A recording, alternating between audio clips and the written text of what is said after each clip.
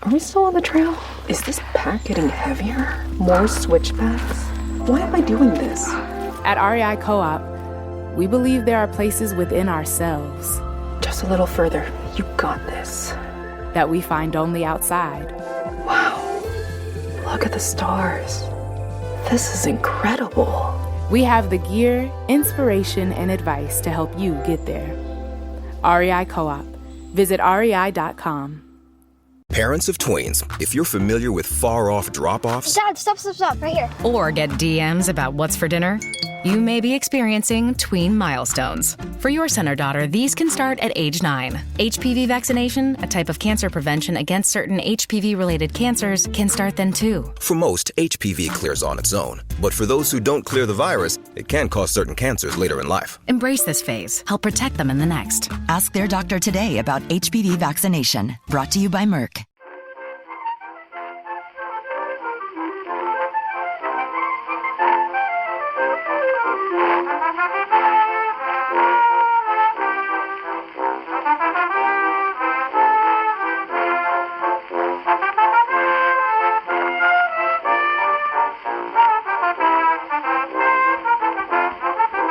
So let me ask you both. Let me ask you, Paula, and you, John Mitchinson. How long is it since you last saw one another? I'll let Paula go first. There's some dispute about how long it is since I saw John. He sent me an email saying, I can't wait to see you again after 40 years. And I'm thinking, actually, you came to my flat in London, in Vauxhall, in the 90s for a party. But John has wiped this from his memory and has no recollection. Paula, that doesn't surprise me. One of the things that hasn't gone yet is my memory, but I wonder if it was just, it must have been at that. I think there probably are things I have repressed about that period of my life. It was not the happiest time of my life, but I'm sure I would have remembered in Vauxhall. In Vauxhall, yeah, Crimsworth Road in Vauxhall. I always lived on the same double-page spread of the A to Z, no matter where I moved in London. But as I discovered. But you were in London for a long time, right? Well, I went to University of New York, then I worked briefly in Manchester, then I was in London working at the BBC and then at various record companies. I didn't really see a lot of people from my past, speaking of repressed things. So before that, to answer Andy's question, we really hadn't seen each other since the 80s when we were undergraduates at the University of Auckland, and John left to go back to the UK. And that was really the last time we'd spent any time together. Well, this is so nice. And also, we should just say, Paula, just tell us where you are. I am in Auckland, New Zealand, which is my hometown. It's just amazing, isn't it? This is one of the incredible upsides about not being able to leave the house for nearly 2 years, is we're able to bring people in from all over the world. It's so exciting for us to be able to do this, and it's so great to see you. And we should also say, before we start, that the reason that we're doing this podcast in the way that we're doing it is that we were originally booked to talk to Paula at the Christchurch Word Festival. Obviously, we were hoping to go out to Christchurch, but that didn't happen. And then the next thing we were going to do was to do a live event with, I think, Paula, you were going to be live at the festival, and we would have been beamed in to the Far Away Near. That rather kind of interesting way of doing live plus kind of virtual at the same time. But then lockdown, it happened in Christchurch. Are you still in lockdown in Auckland? It happened in Auckland. The festival went ahead. I was just banned from attending. So all Aucklanders were disinvited from everything. It's November now. Since my birthday, which was the 18th of August, I've basically been in my apartment more or less. We know what it feels like. Yeah. We're so pleased to be going ahead with this. And Rachel, if you're listening, I know you will be, this one's for you. So thanks very much for making this happen.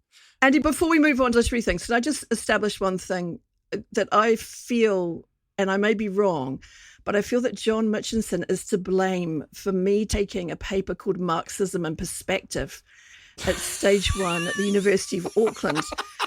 He was doing it, and his very fashionable friends like Gil Harris was taking it. Yeah. So I was talked into taking it, and I have to say it is the one C+ on my university record, a blot, because I had no grasp of the subject. I mean, just have to say Hegel, and it sends me dozing.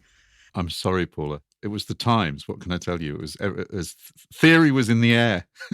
John, have you retained either? Have you retained either Marxism or perspective?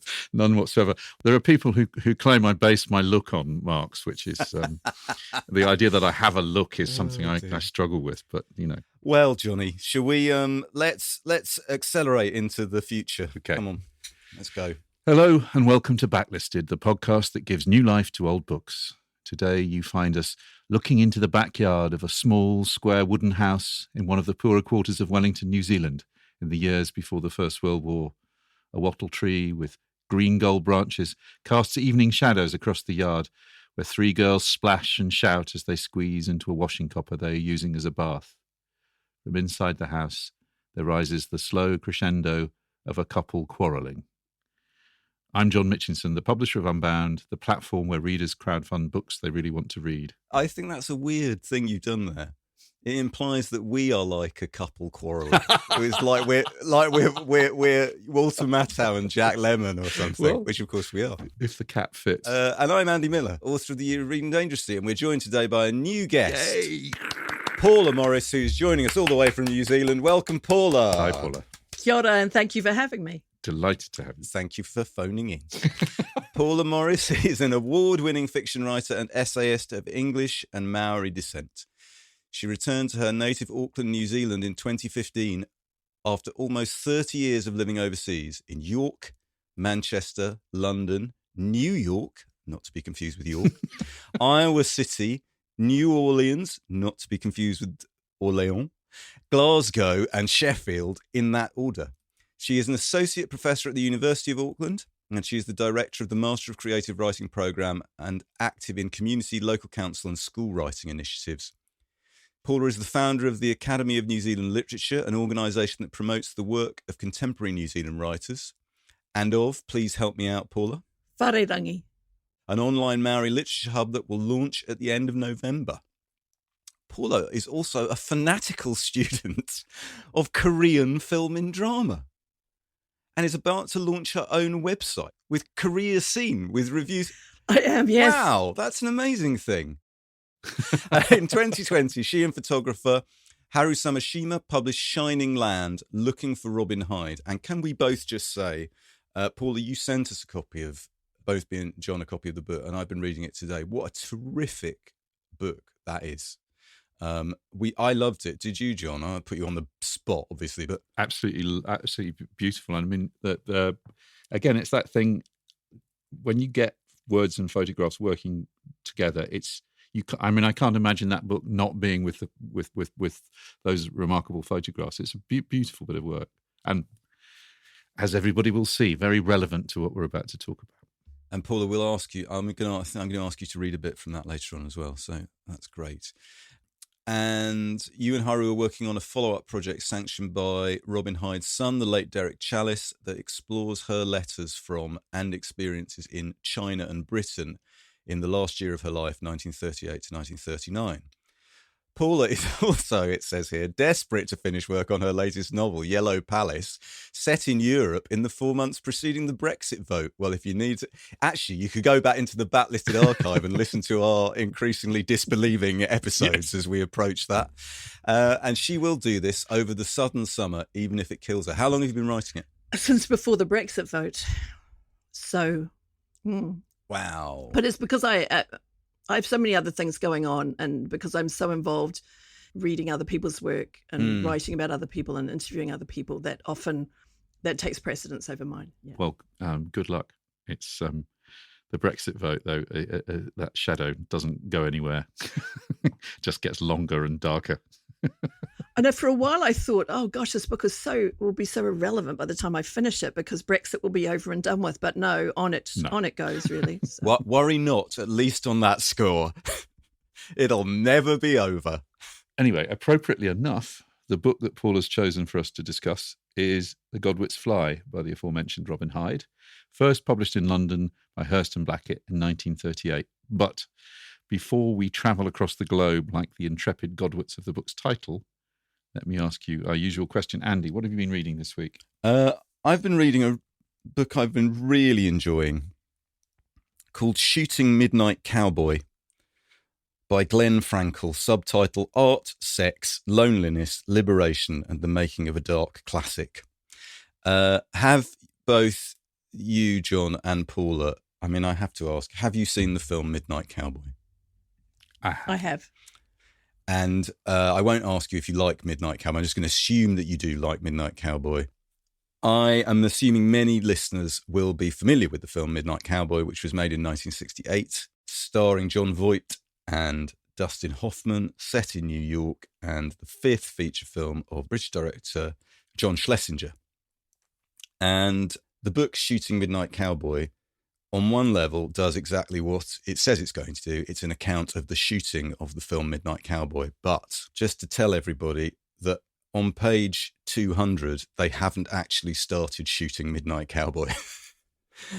That's the level of depth we're talking about here. And Schlesinger, of course, is a sort of member of the British New Wave of directors, although he wasn't very clubbable with people like Tony Richardson and Lindsay Anderson, and they didn't like him much either. But he had a string of successes in the UK. He was the director of A Kind of Loving, starring Alan Bates. Billy Liar, of course, starring Tom Courtenay and Julie Christie. Darling, starring Julie Christie again and Dirk Bogarde. And then he made an adaptation with Nick Rogue as his director of photography of Thomas Hardy's Far From the Madding Crowd, bringing together Julie Christie again, Alan Bates again, Terence Stamp. Everyone set for it to be a huge box office success. And it was anything but. It was a terrible flop. And that's the starting point of Shooting Midnight Cowboy. John Schlesinger in London thinking, I've screwed everything up. And almost out of sheer desperation and perversity, he thinks, I know what I need to do. I need to get out of the UK and I need to go to America. But I won't go to Hollywood. I won't go to the West Coast. I'm going to go to the East Coast. And I'm going to go to the broken, failing city of New York. And I am going to make a film about a gay hustler in an era where hustling and being gay in New York were very problematic, not to say illegal. And indeed, Schlesinger himself was gay, somewhat in the closet. And he options a novel by a writer called James Leo Herlihy, who is a contemporary or a associate of Tennessee Williams, called Midnight Cowboy, about a hustler from Texas trying to survive on the streets of New York, and his friendship with Ratso Rizzo, Joe Buck and Ratso Rizzo. Shooting Midnight Cowboy is a book about the fraying of the old culture and the arrival of the new culture, and particularly gay life in America in the 1950s and 60s, which is why it takes to page 200 to get to the shooting of Midnight Cowboy. And I found this both sort of fascinating and rather moving to see the various protagonists of this book, the director, the actors, John Barry, who did the score, Waldo Salt, who wrote the screenplay, finding their way into a new way of telling stories on film that had not been available to them 5 years earlier. So I really recommend the book. I'm just going to read you a little bit about Anne Roth, who was the costume designer on Midnight Cowboy. Anne Roth started from a simple premise. Costume designers don't just make outfits, they make characters. Working in New York, she created or picked out every costume for every character in Midnight Cowboy, and she travelled to Florida and Texas for the location shoots as well. Like Waldo Salt, the screenwriter, she was on the set continually and was part of the core team at the heart of the movie-making process. I outfitted everybody, including the people who worked in the cafeteria scenes, she says proudly. A costume designer should always be there. She started with Ratso Rizzo. The idea was to find and obtain the clothes he would have bought from the places he would have bought them, or in Ratso's case, the places he might have stolen them from. One of the names that dominated New York movie marquees during the 1960s was that of the Italian film idol Marcello Mastroianni. So Roth figured that if you were a roustabout Italian kid from the Bronx like Ratso and you thought you had arrived, you wanted to look like the beautifully dressed, charismatic star of Federico Fellini's La Dolce Vita and 8.5, which means you likely wore a white suit. I knew Dustin wouldn't do the whole movie in a white suit, but that's where I started, Roth recalls. Next door to the Port Authority bus terminal at West 42nd Street and 8th Avenue was a shop with a sidewalk table out front, piled with cheap clothes. Roth found a pair of folded white pants with a grey line of dirt along the crease of each leg. They went for $12.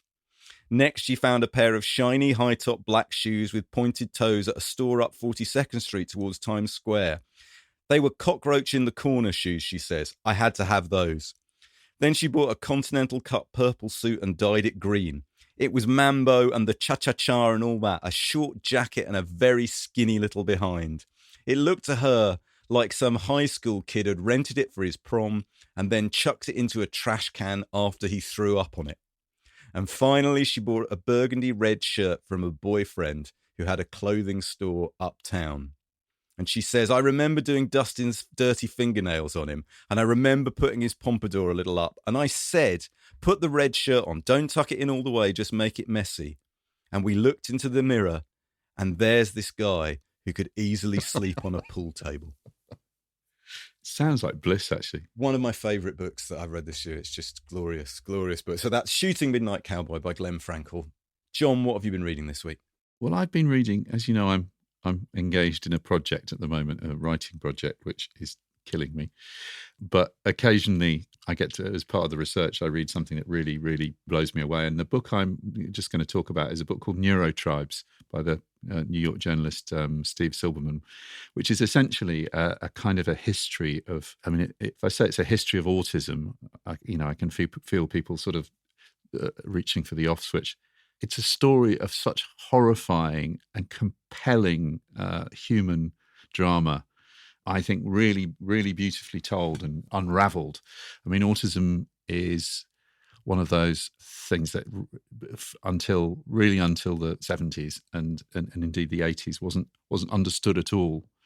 And the decades of children being misdiagnosed or not diagnosed at all, and consigned that the only way of dealing with autism for a long, long time was to put kids into institutions where they were obviously suffered horribly. He unravels the starting with Hans Asperger in the 30s, who first really describes the condition, and then that is completely lost, and then it's kind of rediscovered by a guy called Leo Kanner in the States, and there are amazing heroes in this story. The biggest heroes of all are the parents of the children who fight in the UK and in the US to get the diagnosis changed and to get proper treatment. And it turns out, that there's an old adage in the book: if you've met one autistic person, you've met one autistic person. The idea of neurodiversity, that people's brains are individual and different. Yes, this is a condition which is difficult. It is a disability. But it's also, the story is an amazing kind of, on one level, an amazingly positive one, because, given the right context, given the right social support, and it's not just about being brilliant in the Rain Man, although the story, interestingly enough, talking about Dustin Hoffman, the story I'm going to tell you about has a connection to Rain Man. Rain Man changed everything. It suddenly got everybody talking about autism and thinking about autism in a different way. And a lot of the campaigners, Ruth Christ Sullivan, who's one of the big parent campaigners in the States, said, it achieved in 1 year what they'd fought for 30 years. But there's a great little story about a guy called Bill Schechter. Bill Schechter is one of the bases for the writer Bill Morrow of Rain Man, based some of the character of Babbitt on Bill Schechter. Schechter had been institutionalized. He'd been abused. He'd actually had his scalp torn off. So he wore a wig that he used to spray with L-net, so that it was literally solid. He forms a friendship with Morrow. He's working in a kind of dime store cleaning up, and Morrow leaves Minnesota and discovers that Bill they're going to send him back to what Bill calls the hellhole, which is where he stood. So there's just a little bit of him. So he's basically, he has to fight the Minnesota State Authority to see if he can get Bill off. So this is just a lovely little bit of writing here. On the day of the hearing, Morrow tied his long blonde hair into a ponytail and tucked it under his collar. He also put on a sport coat and brought along a briefcase, which was empty, to complete the picture of a supremely competent conservator. That's a conservator. He's got to basically adopt this man who's 30 years older than him. To avoid unexpected outbursts during the hearing, he instructed Bill to stay mum. These people are tricky, buddy, so just let me do all the talking. Even with Morrow's makeover, however, the hearing did not go well. Sitting around a long table, the members of the board started grilling him with questions he hadn't prepared for, and he found himself lapsing into legal doublespeak that sounded absurd even to him. The men who would decide Bill's fate didn't seem to be buying any of it. Basically, their questions focused on only one thing. Why was this 20-something trying to become the legal guardian of this older, blatantly retarded man in ill health? Suddenly, Bill interrupted the somber proceeding and took matters into his own hands. "Let us pray," he declared. Instinctively, the members of the board bowed their heads respectfully. "Our Father, who art in heaven, hallowed be thy name," he began, staying with the cadence of the Lord's Prayer but substituting his own life story. "And thank you, dear Lord, for bringing me my buddy, Mr. Barry. He takes good care of me. I got a bird named Chubby. I got a good life now, and I don't want ever to go back to that hellhole. You know that, Lord." He continued on in that vein until the concluding Amen. After a brief silence, the man at the head of the table cleared his throat and said, "Well, I think that says it all." He signed an official form, slid it down to the end of the table. Bill christened the form his "On My Own" papers. He was officially a free man. Oh, that's good. That's good writing too, right? You know, that's a good story, well told. A really great bit of work. I saw that. I didn't know if you know this, John, but I saw that's Steve Silverman, isn't it? Do you know what book Steve Silverman was the co-author of? This is really pleasing. Go on. He's the co-author with David Schenck of Skeleton Key, a dictionary of the Grateful Dead. Oh, yeah. Yeah. So that guy has range. Yeah. One that Samuel Johnson and written a book about deadheads as well. Okay, well, that's great. I think we'll move on to the main part of the conversation. Andy, before we move on, there were just two things that came up in my mind from the books you were talking about. Because it's interesting that you're both reading books about outsiders or the marginalised in a way. But listening to you talk, Andy reminded me of this fantastic short piece by Lillian Ross in the New Yorker from 1985, and it's called With Fellini. Are you familiar with it? So Fellini and Mastroianni and all sorts of people, like I think Claudio Cardinale, come to New York so he can be honoured. And Lillian Ross drives around in a big car with them when they go to Connecticut. So it's a really fantastic piece. Yeah. And then listening to John talk, because I have to get Korean drama in here, obviously. There's a TV series called It's Okay to Not Be Okay. And one of the characters played by Oh Jong-si, and I'm probably horribly mispronouncing his name because I haven't done my summer school language course yet, plays someone on the autism spectrum who's looked after by his younger brother. And I've seen this particular actor in lots of different dramas, and I have to say he is phenomenal in this one. And so if people are interested in Korean drama and autism, it's a good place to start. Oh, that sounds great. And what's it called, Paula? It's Okay to Not Be Okay. But that particular character, I think, is the heart of the series. And I couldn't take my eyes off him whenever he was on screen, because you felt the complexity of his individuality as a character and as a person, as you're saying. He wasn't simply a diagnosis. He was his own particular person. Mm. The book chat will continue on the other side. ChatGPT Plus is free for college students through May. Here's the thing. You've got a lot to do between now and then. Studying for finals, writing papers, trying to keep your life on track. And ChatGPT can help with all of it. It can quiz you for your econ exam, make a study guide from your French notes, plan out your meals and study breaks. It can get really specific on how you like to learn. It can even help you come up with ways to stop procrastinating. So from now until summer break, take advantage of all the ways ChatGPT can make your life easier. Restrictions apply. Lights, camera, innovation. Walt Disney Studios chose advanced 5G solutions from T-Mobile for Business to transform the movie-making process.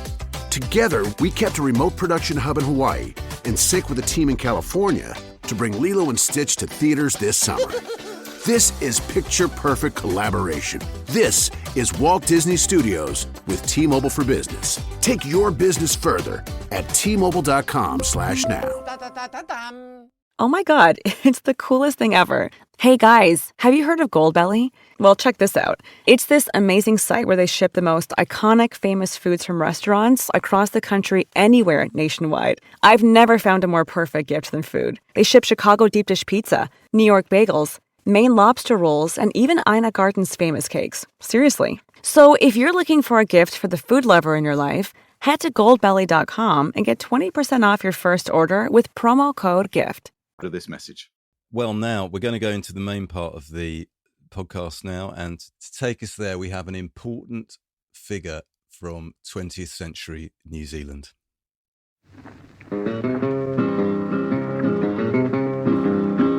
Roll along, covered wagon, roll along, 'cause you're taking me back where I belong. City ladies may be fine, but give me the gal of mine. Roll along, covered wagon, roll along.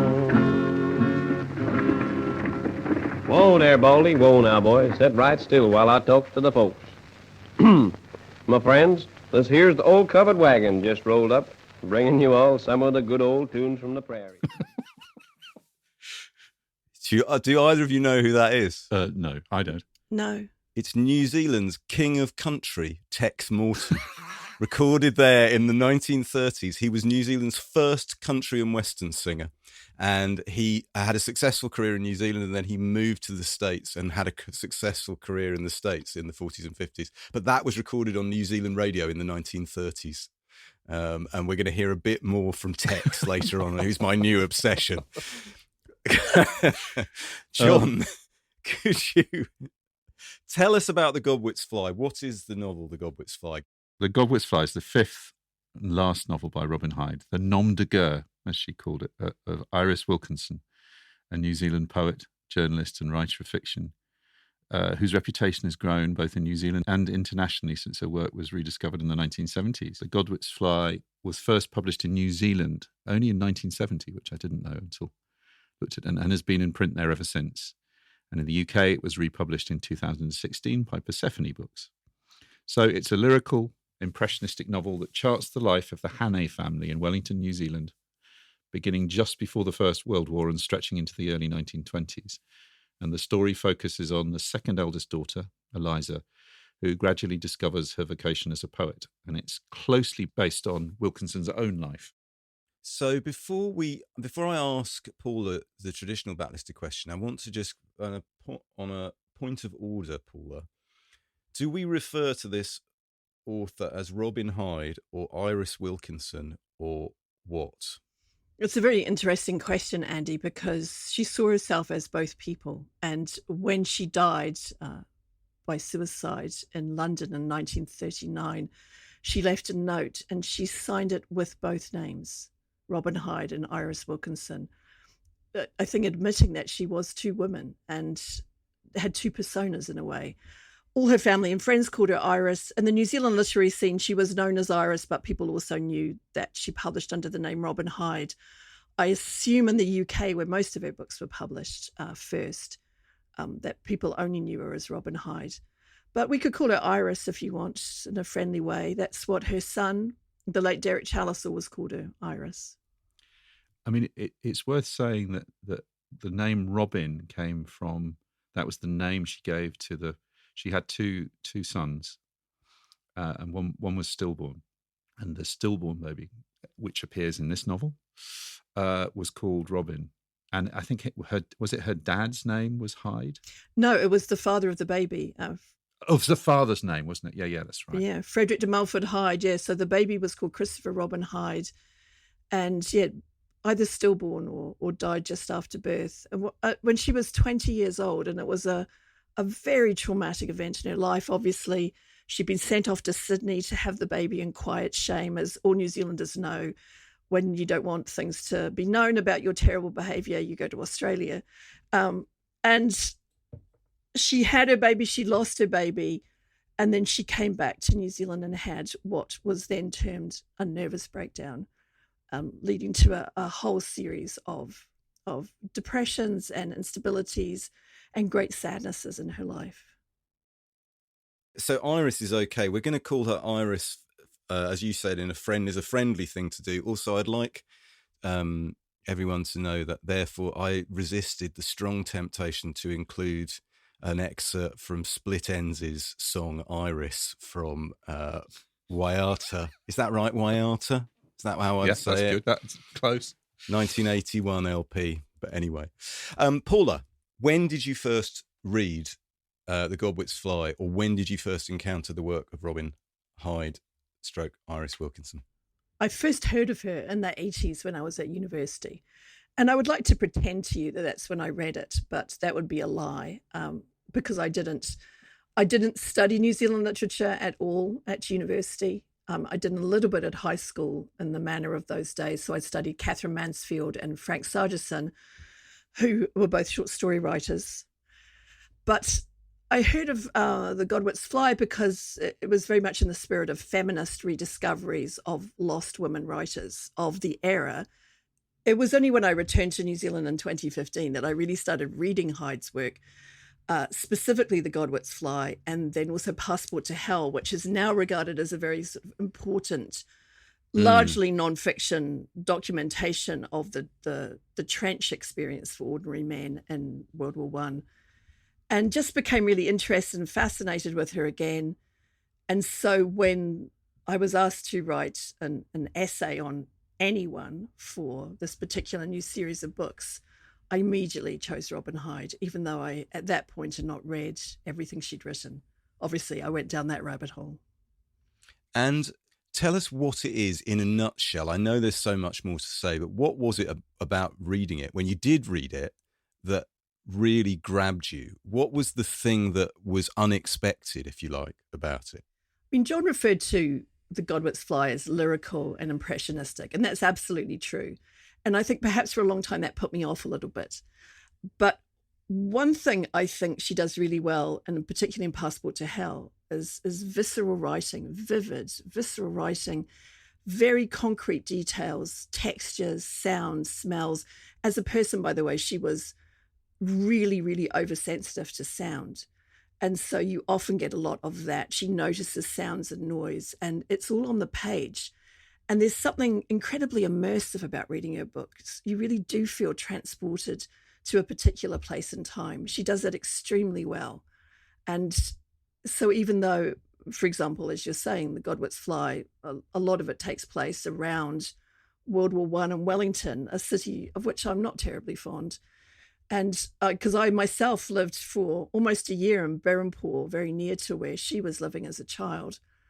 It's more expensive now, but the houses are still terrible, and the walls are full of mice, and there's hedgehogs lurking under everyone, and the southerlies roar up from Antarctica and shake all the fragile wooden houses on their little legs.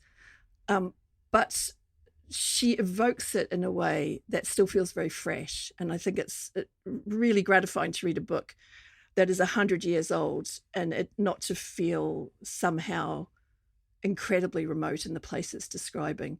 Even though things have changed so dramatically, she makes them feel alive. And in that, I was trying to think of a similar book in a way, and I was thinking of Jean Rhys's Voyage in the Dark, you know, written a little bit after the fact, but set in Edwardian England, and also of the young woman on the margins of things and everything being a bit skimpy and a bit shabby.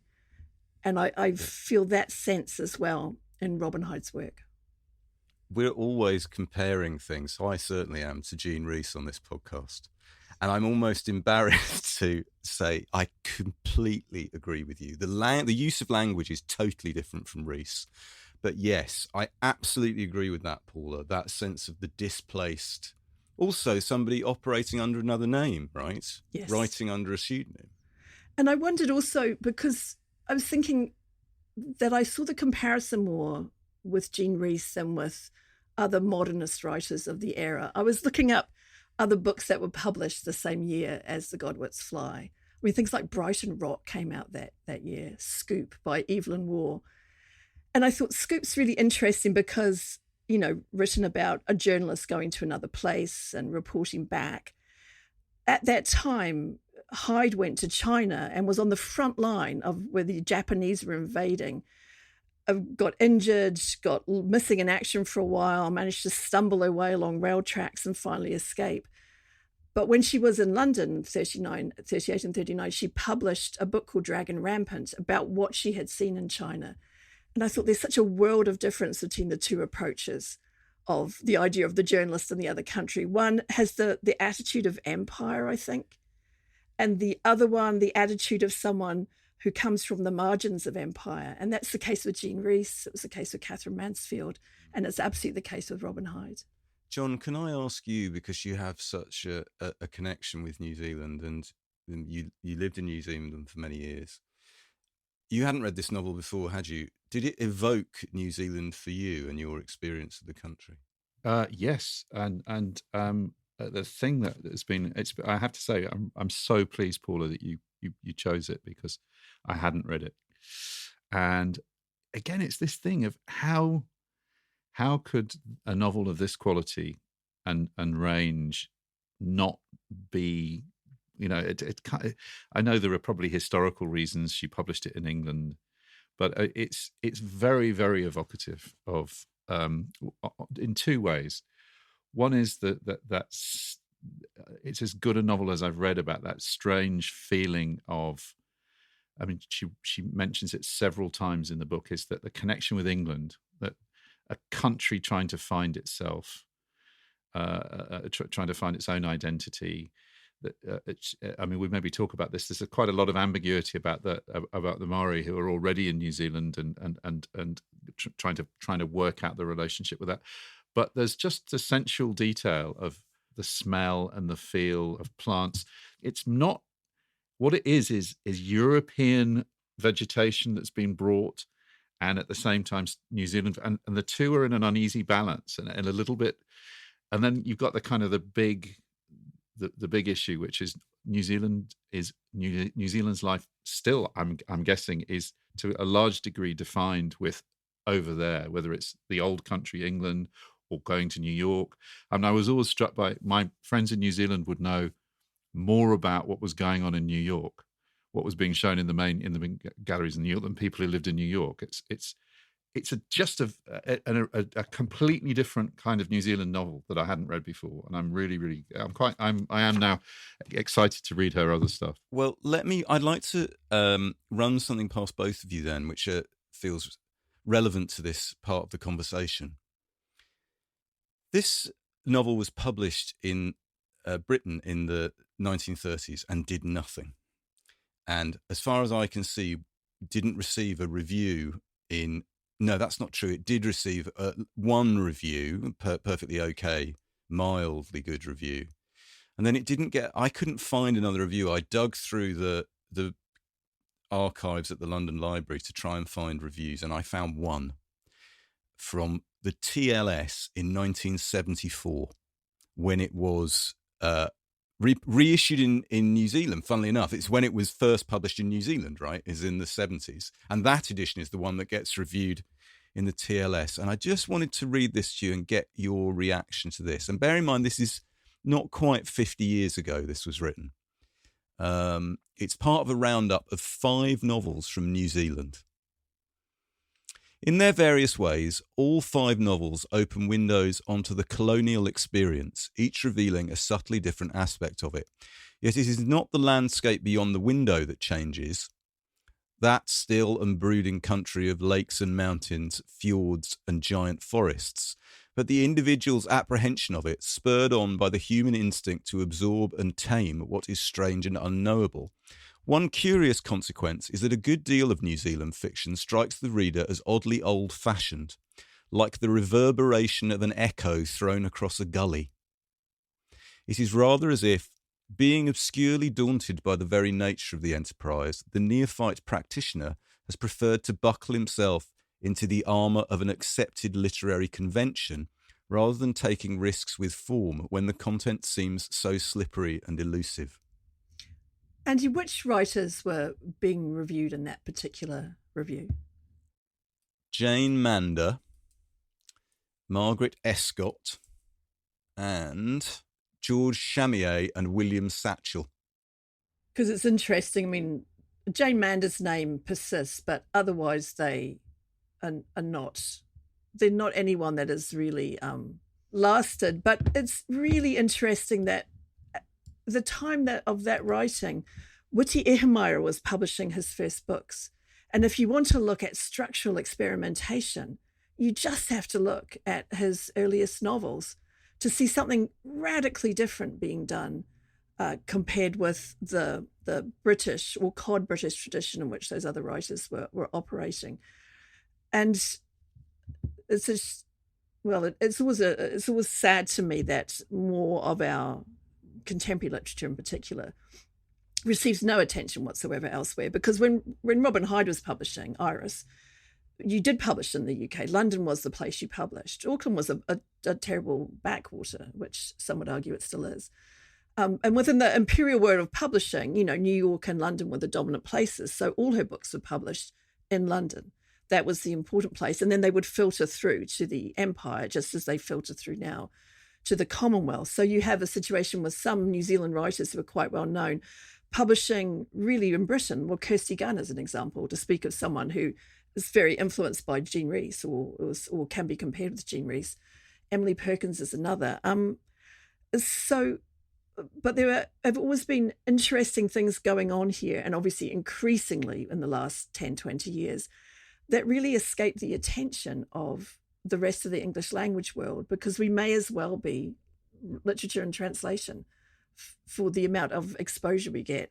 And to speak to John's point a little bit earlier about Hyde's experience of looking back to this lost homeland that she only gets to visit at the end of her life, and that her mother in particular was obsessed with. Her mother, an Australian-born nurse, went to go back to the homeland of England, stopped off at the Boer War, ended up getting knocked up to Iris Wilkinson's father, getting married, and then ending up in New Zealand.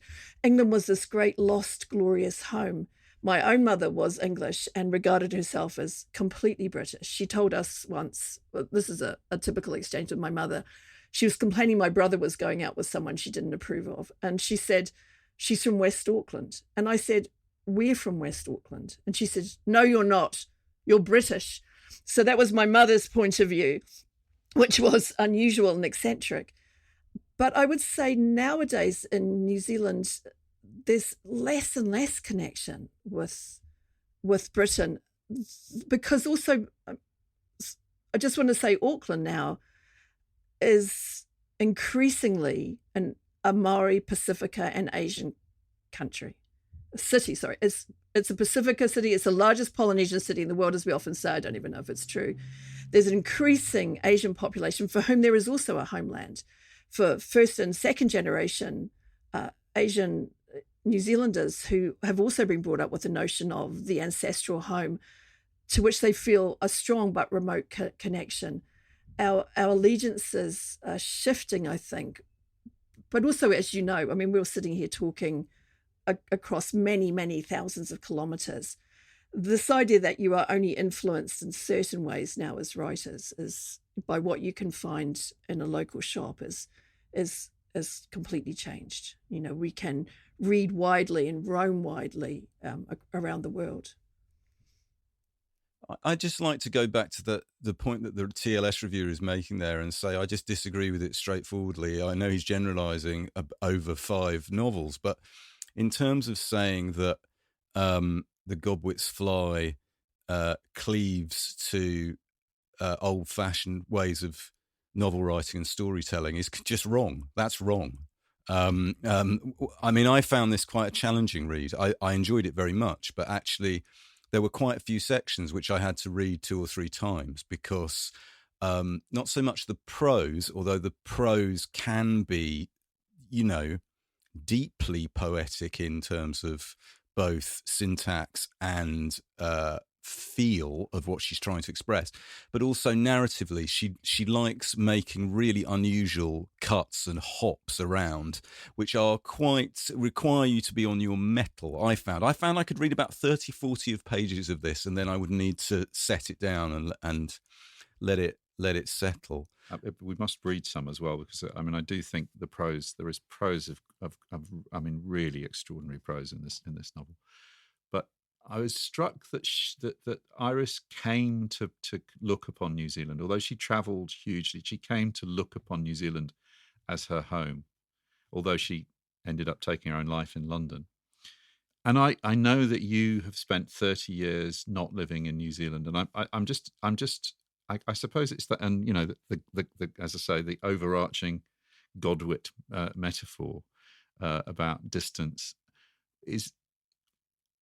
I mean, I'm just intrigued as to why you think she, in the end, made that decision, because the book is definitely ambiguous about New Zealand as a place, that your imagination can inhabit. Like Kylie, the sister, has got her imagination is clearly looking outside New Zealand towards, you know, her Johannesburg man and her kind of, you know, the sort of and British royalty. And so I mean, it's not exactly a question. I'm just intrigued as to what it is that repels you and what it is that brings you back, I suppose.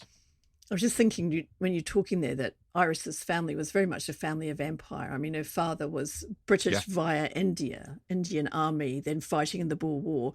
Her mother's English via Australia, and then they end up in New Zealand, perched there like so many people with an empire. Perched They're is just exactly perched. the word. They don't really belong, and they don't really want to belong, and they don't really understand what belonging is. And that's an ongoing conversation in any colonized country. At what point do people belong? Do they not belong? At what point can you truly be post-colonial? So we're going to hear a reading from The Godwits Fly in a minute. But first of all, in the light of what we've been talking about the gap between old colonial New Zealand, the traditions of New Zealand, and where the country is now, I just wanted to play this piece of music. This is one of the first pieces of music ever recorded in New Zealand in February 1927. And it's the soprano Anna Hatto and a Maori choir recorded together. So old and new, let's hear that now.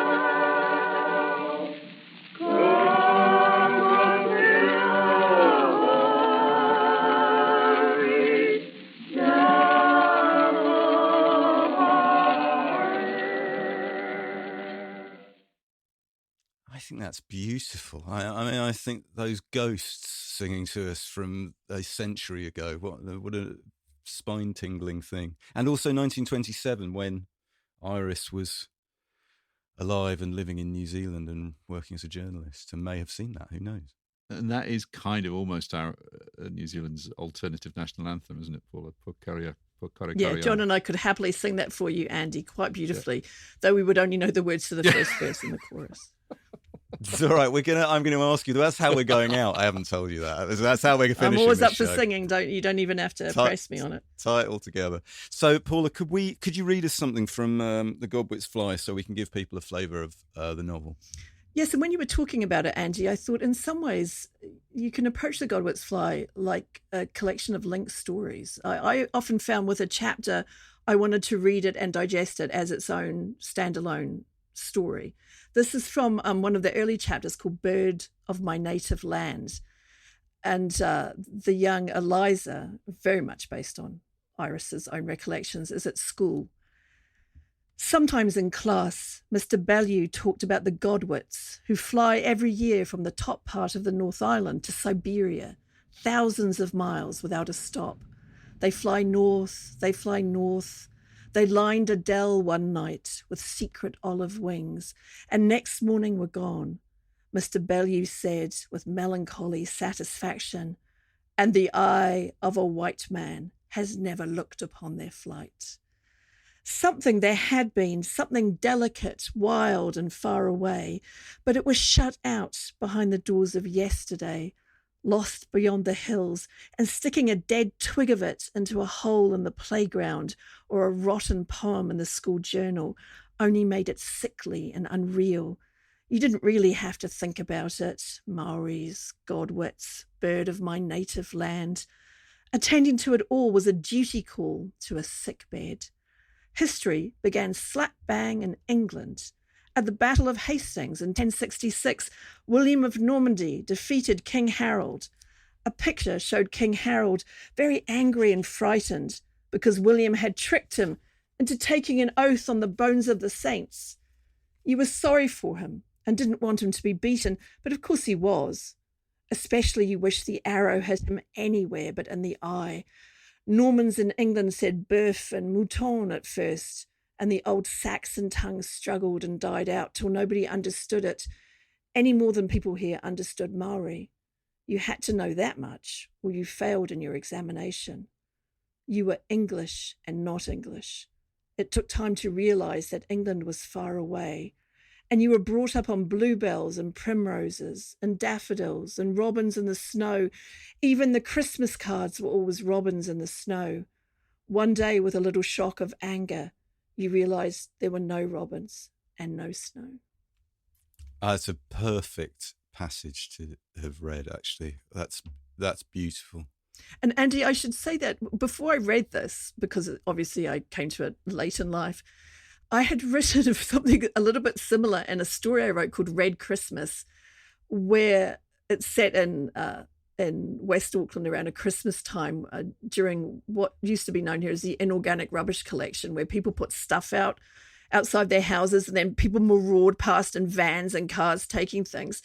And I've got 3 quite poor kids doing some marauding.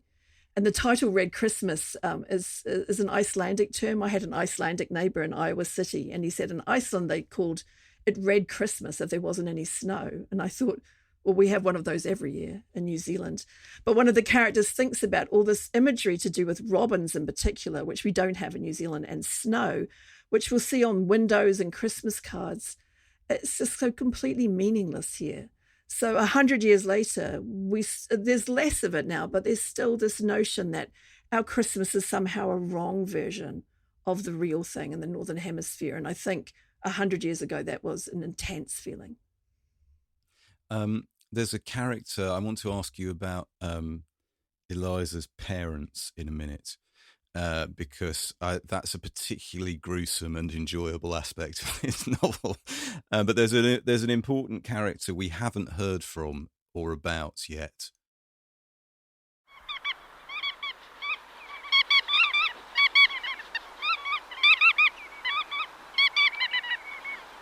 I've been centre manager at the Pukurukuru Miranda Shorebird Centre for the last 27 years. Unfortunately, the numbers of Godwits are declining, and many other shorebirds in our flyway are following the same pattern. Since I've been here, the numbers of Godwits on the Firth have essentially halved, and that's pretty much reflected in the population. Well, these Godwits are part of our culture. They've been, they're embedded in New Zealand culture, but in the last last 20 years, the knowledge we have about them has steadily expanded, and each advance of knowledge has just emphasised yet again how extraordinary these birds are for what they do. Their migrations, their movements from here to the breeding grounds in Alaska, the non-stop migration flights, the kind of things they do in order to make those flights. Everywhere you look, this is just an astonishing story. So Paula, just Explain to us then, why is the novel called The Godwits Fly, and what's the symbolic nature? I mean, it's kind of tied in with what we've already been talking about how New Zealanders see themselves and how the rest of the world sees New Zealand. New Zealanders are restless, I think. I mean, because of various lockdowns, I've now been in New Zealand continuously for almost 2 years. And I haven't been in New Zealand continuously for 2 years since I was a teenager. And I know your listeners can't see my very youthful appearance, but I have not been a teenager for some time, really since, well, the 80s. So we are restless travelers because we are in an island nation. And so to go anywhere, even our close neighbors like Samoa or Fiji or Australia, you know, it's a substantial plane flight. But for Hyde's generation, there was a sense that there was a choice. You know, if you went off to the UK, as many, you know, notable figures in New Zealand literary history did. I'm thinking about Dan Davin, for example, or John Mulgan. They went to fight, they went to be Rhodes Scholars, they went to work at the Oxford University Press, you know. They had a choice to make. C.K. Stead's referred to it, I think, as the great either or. That choice no longer is framed in the same way. You can go, well, before COVID, you could go away and come back, go away and come back. I wrote a short book, a long-form essay called On Coming Home when I returned, about this whole notion of exiles and immigration and where you belong. And I think for this sort of restless return and departure of the Godwits was something that was immensely interesting to Hyde, to Robin Hyde, to Iris Wilkinson, because until she left for England on that fateful final trip, she had not been anywhere except to Sydney to lose her baby. She had really been very much, you know, they'd arrived when she was a baby and she had been grounded here. And it was an interesting time period that I'm particularly fascinated in, because almost all the men she knew, almost all of them were war veterans in one way or another, whether it was the Boer War or the First World War. And they were a very traumatized generation. I felt the portrayal of the parents, the first of all, the mother who is put upon yet suffocating at the same time, the father who in a very contemporary way expresses his rage through political engagement while not being really politically engaged at all, just being a sap. I imagine it was very tough, Paula, for her family to read this highly autobiographical novel, wasn't it? Yeah, I mean, and I would say Iris herself would say that she came to an understanding with her mother, that her mother actually was ultimately helpful and supportive in her own way, which is very much the way of the times. Her mother read the book and didn't want it in the house. She didn't want her other daughters reading it. Hyde had 3 sisters. She certainly didn't want her husband reading it. And it's quite interesting to me that in the 60s, the 1960s, long after Iris had died, her parents had died, her sisters, her 3 sisters, did all they could to stop Derek, her son, Iris's son, write a biography along with someone else. One of them even got, you know, taken into psychiatric care, and the other tried to allege that it was because the book was coming, because they were really obsessed with what they saw as a dark family secret, which was that she'd had 2 children out of wedlock. As we used to say in the olden days, that this would be well known. Now, of course, anyone who'd read The Godwits Fly knew pretty much about one of them, and it was no surprise. But this sort of Edwardian repression of the family, with, you know, the mother is maintaining these values of respectability and gentility. It doesn't matter how little money you have, as long as you're respectable. That the work of Iris somehow completely undermined and subverted all those attempts to be respectable. So yeah, the writing was not popular. The poems were one thing, and in fact, she has a chapter in this book where Eliza's father, you know, goes to a shop and finds her poems. I'm really interested as to she has a breakdown, and there's a doctor who really helps her. The doctor suggests that she write this book, though, right? Yeah, I was going to say this book is almost like an early example of sort of writing therapy. The doctor you're talking about, Dr. Gilbert Tottle, was her psychiatrist at what was then called the Avondale Mental Hospital. And she lived on and off for 4 years in a building that's still there, which she referred to as Grey Lodge. Haru Samashima and I were able to infiltrate the building and go up to the attic where Dr. Tottle made it possible for her to write, so she could be up there alone with her typewriter. Enormously prolific. That's where she wrote a huge number of books and articles.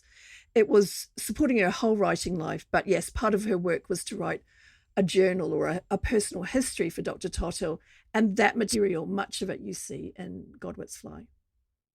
And we should make the point as well that her first novel is published in 1936, Passport to Hell.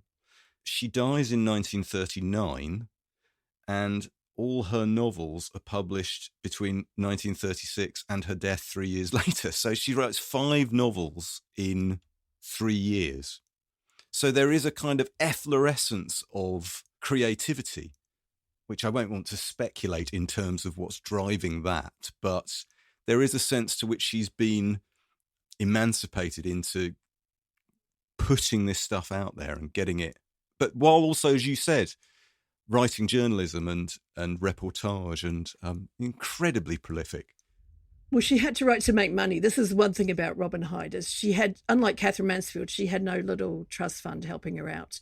She had to make money, and not just for herself, but for the son, Derek, who was living with foster parents, because she, not only could she not look after him really physically and realistically, socially she couldn't. She would not be able to have a job as a single mother. She would be an absolute pariah. So he was a secret of sorts.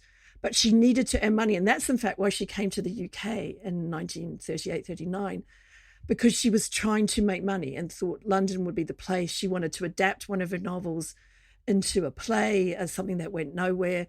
She was really hopeful of earning money, but she was completely derailed by her own mental struggles, and also, I think, by the PTSD she suffered after the war in China. And the fact that she came to England, which was still, Europe was still obsessed with the Spanish Civil War, the big war looming. I mean, she died just a few weeks before World War II broke out or began. And she found no one interested in what was going on in Asia. She did predict that the Japanese would not stop at China, and she saw it happening, what was to happen in Asia and into the Pacific. I think she felt like some sort of prophet of doom who was not being listened to at all. So, John, have you got a bit to read for us? Yeah, well, I love this because it's set in a bookshop, and it's a dad doing a dad thing, slightly annoying dad thing of rearranging there's a volume that's got her poetry in called Stranger Face.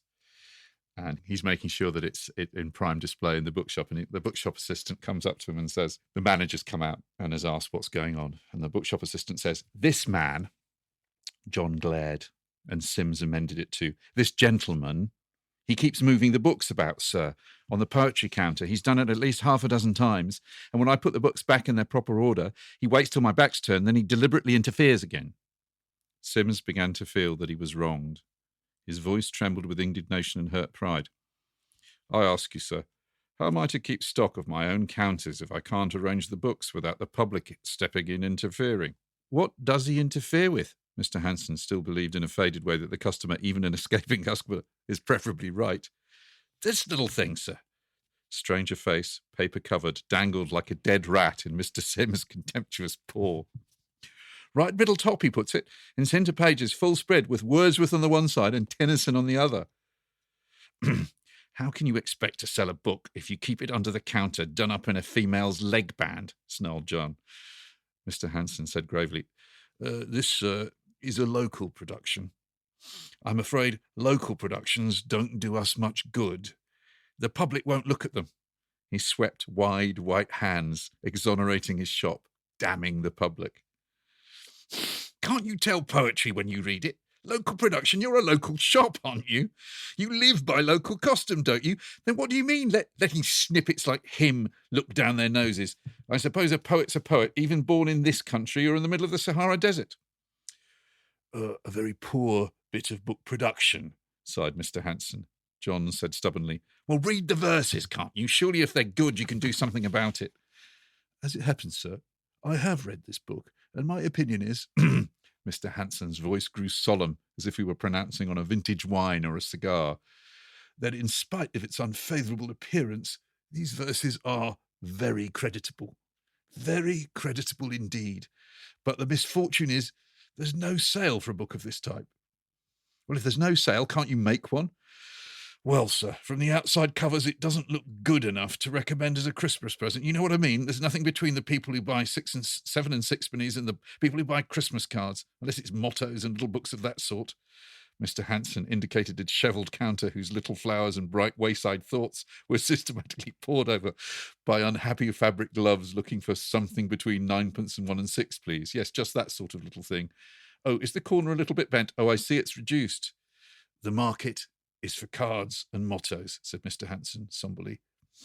Look at the Augustan series, beautiful little books, and yet I can't give them away. I estimate the entire poetry sales in this country is under 300, unless there's made name or a very special appeal, and in the case of this little book, there is not. Of course, sir, you may tell me when we get inside, it's a different matter. But who gets inside? Who gets inside? Brilliant. It's how times have changed. So I found a thing for when I was preparing for this episode, which is one of my favourite essays or bits of writing that I've ever found in connection with a book on Backlisted. And that's saying something 151 episodes in. And it is by a genuinely fantastic essay by Kirstine Moffat called The Piano as Symbolic Capital in New Zealand Fiction, 1860 to 1940.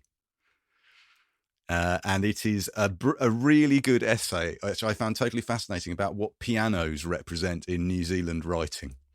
And there's this specific thing about the Godwits fly, where the TLS was saying, oh, it seems old-fashioned. Listen to this. This is what Kirstine Moffat says about the function of the Hannay family's piano in the Godwits fly. It's brilliant, this. In some ways, it can be argued that Hyde is writing against aspects of an inherited British literary tradition which had established and codified a symbiotic relationship between the piano and middle-class female respectability, marriageability, and domesticity. Perceptively dissecting the Godwit lure of Britain, Hyde also writes of the need for New Zealand creative artists to find a voice, subject matter and style that is distinctively New Zealand. The 19th century British literary tradition, to which Hyde was an heir but also an antagonist, was steeped in the trope of the piano-playing gentlewoman. Significantly, it is Carly, the good daughter, who plays the piano. Her rebellious sister Eliza, in other words, Iris, Hyde's autobiographical protagonist, turns to literature rather than to music for her creative outlet and to passion rather than propriety for emotional and sexual satisfaction. Eliza aligns herself with her socialist father, who seeks to define himself as authentically working class. For Hyde, piano playing is a sign of bourgeois conformity. Thus, while she has a profound understanding of social hierarchies and of the seductive allure of the objects which are seen to enhance social status, her socialist feminist perspective means that she writes satirically about her mother and Carly's pursuit of social, cultural and economic capital, constantly critiquing their empty acquisition of status markers rather than cultivating a rich individual inner life. This is highlighted once again by Hyde's symbolic treatment of the piano. Carly regards the ability to play it as an asset in her life's mission of marrying well, and thus cementing and perhaps enhancing her social position. As Carly plays, she admires the, quote, little pink discs of her cucumber and lemon-soaked fingernails. She manicures them and plays the piano in the hope of attracting Trevor St. John, who both she and her mother view as a ticket to respectability and prosperity. That's lit crit at its best, because it's cutting right to the heart of what the novel is about. The social status of the characters, their psychological status, and actually what I think is the great appeal for me of the novel, the love-hate relationship between the family members, which is in constant flux. You know how in a family, some weeks or days, it's mum and one child against dad and another child, but the allegiances shift all around. I thought this novel was so great for that, but also as that essay points out, putting it in a bigger social context. So, Paula, is there a part of your wonderful book that you could share with us now? Okay, so this is from Shining Land. Haru Samashima and I both took separate journeys around New Zealand to places where Hyde has spent time, but we did come together to go to the Grey Lodge at the Old Mental Hospital together. Iris Wilkinson was a daughter, sister, friend, lover, mother, nobody's girlfriend, nobody's wife. She persevered at the margins, an unmarried mother, a jobbing writer, moving from boarding house to batch to mental hospital, sometimes pitied or derided by her male peers. Robin Hyde published numerous books in New Zealand and Britain. She reported from centres of power and theatres of war. She was in the thick of things, in conversation with influential writers and editors. She and Ursula Bethel were the only women writers included in Alan Kurnau's landmark Book of New Zealand Verse in 1945. In both guises, Dr. Iris and Mr. Hyde, she worked too hard, straining her physical and mental health. She could be very difficult. She had to keep a lot of secrets. I keep returning to Hyde's books, Passport to Hell and The Godwits Fly. Haru obsesses over Check to Your King. Like Hyde, we are investigators, curious about other people's lives. We are wanderers, outsiders. Haru is Japanese, but has lived in New Zealand for almost 50 years. I've been back here for 5 years. This is the 10th city in which I've tried to make a home. Although I was born in Auckland, I feel unsettled, as if I don't quite belong or don't wish to belong. I work too hard and achieve too little. I am secretive. I am a difficult woman. Hyde only once caught a plane from Nelson to Wellington, the shortest of journeys, in 1936. But she travelled the globe on ships and trains, charged by the events she witnessed, the testimony she heard, and the world she imagined, her experience distorted by wars both public and personal. I am caught in the hinge of a slowly opening door, she wrote, between one age and another. How could she have known such a thing? We set off for some of the small places Hyde lived, wondering how they managed to contain her. Everything is smaller in the past. Hyde bursts from it, vivid and roaring, all the time wanting too much, too wild inside. I try to douse my own wildfires. Hers I fear and pity and admire, watching them there in the distance, burning out of control. Amazing. Huge thanks to Paula for tempting us to cross the globe and discover the richly elusive and distinctive work of Iris Wilkinson. To Luke Eldridge for handling the sounds, coming at him like Godwits from all directions. To Nikki Birch, who will no doubt extract the best of what we've recorded. And to Unbound for the chocolate teddy bears. You can download all 150 previous episodes, plus follow links, clips, and suggestions for further reading by visiting our website at backlisted.fm. And we're always pleased if you contact us on Twitter and Facebook, and now in sound and pictures on Instagram too. You can also show your love directly by supporting our Patreon at patreon.com/backlisted. We aim to survive without paid-for advertising. Your generosity helps us do that. All patrons get to hear Backlisted episodes early. For about the same price as a new straw hat at Mr. Ebury's bargain store, lot listeners get 2 extra lot listeds a month. Our steamship cabin, where the 3 of us gather round a phonograph, swap notes and opinions on books, sing songs from sheet music, and relive scenes from motion pictures we've been to see. Lot listeners also get to hear their names read out on the show as a mark of our thanks and appreciation. And this week's select batch roll call is Susan Middleton, Ian Bradshaw, and Dom. Before we go, Paula, is there any last message you would like to give listeners about The Godwits Fly or Iris Wilkinson, Robin Hyde, or any last message for creation? just that you can, on Twitter, follow the passage of the Godwits. A lot of them are tagged now.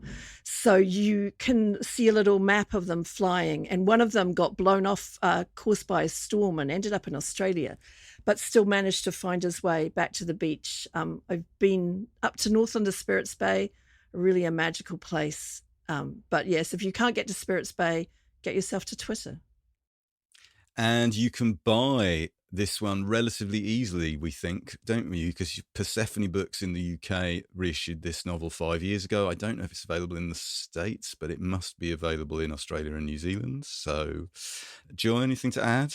Yeah, I would just say that although Iris Wilkinson's life was ended when she was 33 when she died, and I think Paula captured that beautifully at the end, that the sense of life bubbling out in all directions from her writing. This is an incredibly intense, sensually rich, interesting, vivid novel. And I think very different in some ways from Catherine Mansfield, though obviously connected to it. I mean, she's a really interesting writer, and I'm definitely going to read more of her stuff. Well, thanks, Paula. Thanks, everyone, for listening. If you prefer to listen to Backlisted without adverts, you can sign up to our Patreon. It's www.patreon.com/backlisted. As well as getting the show early, you get a whole 2 extra episodes of what we call Locklisted, which is Andy, me, and Nikki talking about the books, music, and films we've enjoyed in the previous fortnight.